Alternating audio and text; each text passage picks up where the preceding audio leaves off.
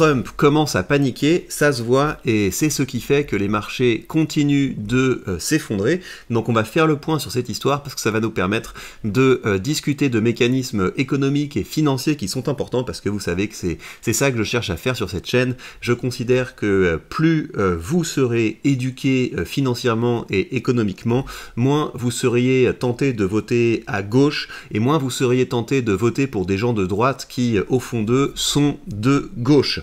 Alors, on va faire le point sur cette histoire. Ce qui fait que les marchés plongent, c'est la manière dont Trump s'est comporté face au président de la Fed. Donc je vais vous raconter ça et vous allez comprendre pourquoi c'est assez grave et pourquoi c'est logique que les marchés dévissent. Mais si vous voulez, ça c'est une crise dans la crise.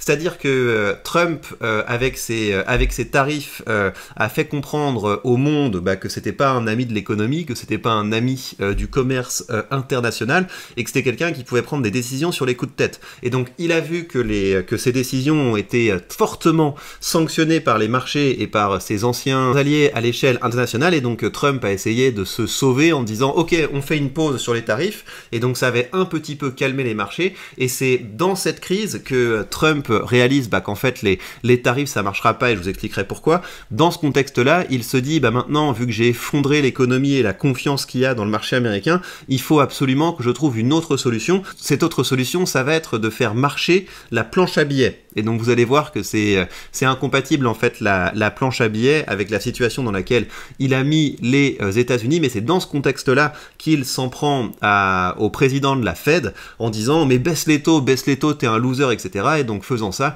il remet en cause l'indépendance de la Banque centrale, et ça c'est très grave parce que la Banque centrale, son objectif c'est de prendre des décisions en fonction de l'état de l'économie et pas en fonction des objectifs électoraux des présidents. Donc on va lire ça, puis ensuite je vais vous développer les différents mécanismes économiques et financiers qu'il y a derrière. Immense loser, Wall Street recule fortement après une nouvelle attaque de Trump contre le président de la Fed. Trump a une nouvelle fois attaqué lundi Jérôme Powell, le patron de la Banque centrale, qu'il souhaite virer, un mouvement qui remettrait en cause l'indépendance séculaire de l'institution qui fait trembler la bourse américaine. La bourse de New York continue de s'effondrer, plongée par la politique commerciale américaine, mais aussi par les attaques répétées de Donald Trump vis-à-vis de la Banque centrale américaine. Qu'est-ce qu'il a dit? Il a dit « Si je veux qu'il parte, il va partir, croyez-moi ». Et donc c'est ça qui est très grave en fait. C'est ça la limite d'un mec comme Donald Trump, c'est qu'il a aucun respect pour le fonctionnement des institutions. Et donc ça va 2 minutes en fait de dire « Ouais, je vais m'attaquer à l'état profond, etc. » Mais l'indépendance de la Banque centrale, encore une fois, le gros intérêt que ça a, c'est que ça permet de prendre des décisions en fonction de l'état de l'économie et pas en fonction de ce que veut faire le président pour ses objectifs électoraux. Aux États-Unis, vous pouvez pas être un droitardé comme en France. Aux États-Unis, vous pouvez pas dire je vais vous protéger des étrangers même si vous bouffez du pain noir et ça ira.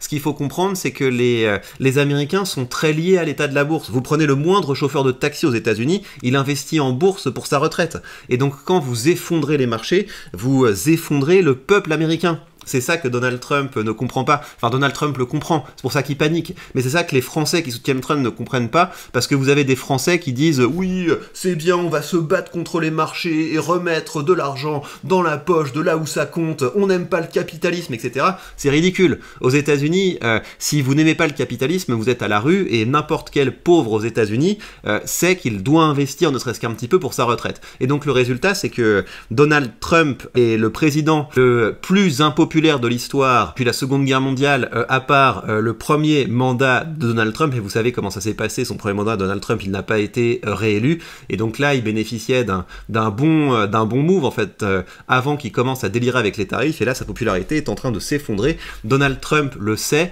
et il sait qu'il a besoin de faire redémarrer les marchés, et pour faire redémarrer les marchés, vu qu'il veut pas dire définitivement, on va arrêter, je me suis trompé avec les tarifs, ce qu'il veut faire, c'est faire quelque chose qu'il n'a pas le droit de faire, à savoir demander à la Banque centrale américaine de faire marcher la planche à billets. Pourquoi? Et c'est là qu'il y a un mécanisme qui est intéressant, c'est que si vous faites marcher la planche à billets, eh bien, vous faites baisser les taux, et ça c'est intéressant pour la tech américaine, parce que pourquoi est-ce que les gens sortent de la tech américaine? Parce qu'ils se disent, il y a trop de risques, et donc je vais essayer d'aller chercher un rendement sans risque. Le rendement sans risque, c'est les bons du trésor américain, et donc si vous baissez les rendements du trésor américain en faisant de l'inflation, en faisant marcher la planche à billets, eh bien, ce qui se passe, c'est que les investisseurs se disent, ça vaut plus la peine, en fait, d'être dans les bons, donc on va plutôt plutôt mettre l'argent sur quelque chose qui aura de la croissance à long terme. Et donc Trump a envie de relancer la grosse tech américaine, ce qui par ailleurs est contradictoire avec le discours qu'on nous sort à propos de Trump.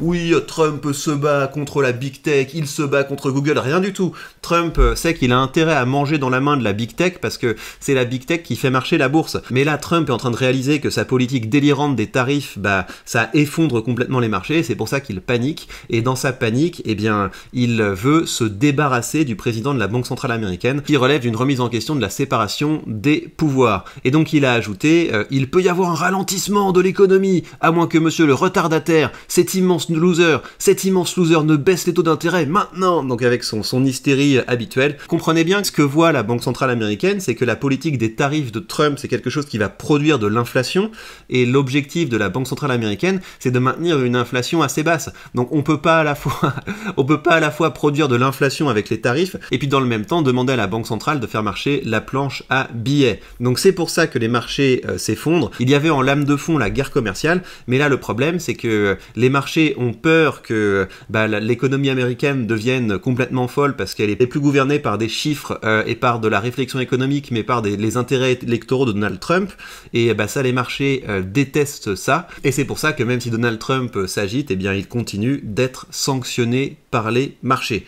Une fois qu'on a dit ça, et qu'on a compris donc cette séquence, à savoir Donald Trump essaie d'imposer des tarifs au monde entier, le monde entier réagit en disant bah non mon petit coco, l'économie ne fonctionne pas comme ça, donc Donald Trump se retrouve avec une perte de confiance dans son marché, et il y a un crack sur le marché des bons, hein, ça c'est complètement fou. Vous avez les investisseurs qui sanctionnent pas seulement le marché action américain, mais qui sanctionnent également les bons du trésor américain, donc c'est-à-dire qu'il y a une perte de confiance totale en l'économie américaine. Ça c'est vraiment Donald Trump qui est responsable de ça, et maintenant qu'il a compris le problème en fait, parce que si vous effondrez la bourse, vous effondrez la retraite des Américains, et bien Donald Trump va tout faire pour essayer de s'agiter, alors qu'il devrait simplement admettre qu'il a fait n'importe quoi et laisser un petit peu les grands s'occuper de l'économie. Ceci dit, dans ce contexte, moi ça me va bien, parce que vu comment est configuré mon portefeuille, je suis tout à fait prêt pour ça. J'avais sorti 75 000 € du portefeuille en cash, vous savez, en hypothéquant mes actions et mes ETF pour pouvoir faire un investissement immobilier. Je me rends compte que j'ai vraiment sorti cet argent au meilleur moment,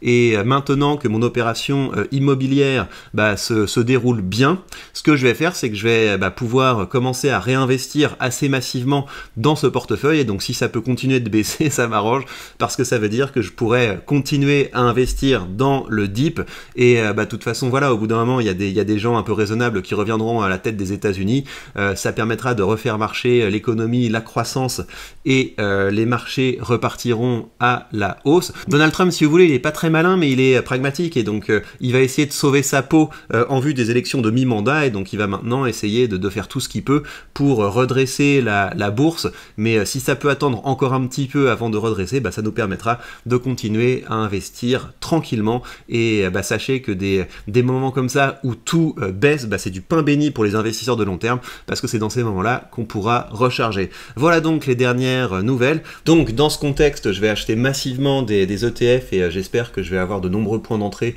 et que les marchés vont continuer d'être plutôt bas pendant un moment, parce qu'encore une fois, c'est comme ça qu'on devient riche sur le long terme, en achetant pendant les creux. Et ce que je fais pour avoir un petit peu de stabilité, c'est que je mets également de l'argent dans de l'immobilier aux États-Unis et au Panama, et également dans les droits musicaux, parce que plus ça va, plus je considère que cette industrie des droits musicaux est une industrie résiliente, et j'ai fait des petits achats là, avec des rendements à 12%, et aujourd'hui je vais faire un achat avec un rendement de 16%, et donc si ce genre de choses vous intéresse, je vous ai fait une vidéo complète sur les derniers RWA, Real World Assets, que j'ai achetés, et donc tous ces investissements, comme la plupart de mes investissements, je documente ça sur la page Patreon, donc si ça vous dit, venez voir ça. Puis c'est également sur la page Patreon que vous avez les articles pour comprendre ce qui se passe et pour aiguiser votre réflexion d'investisseur. Donc rendez-vous sur la page Patreon si vous voulez plus de contenu. Voilà donc les dernières nouvelles. Les marchés sanctionnent les États-Unis parce que après avoir fait n'importe quoi avec les tarifs, Trump veut faire n'importe quoi avec les taux, et ça c'est vu d'un très mauvais œil par les investisseurs, donc par les électeurs qui pèsent aux États-Unis, et même par le petit peuple américain, parce qu'encore une fois, quand vous effondrez la bourse, vous effondrez les retraites des Américains. Et bien voilà, chers amis, prenez bien soin de vous et à très vite.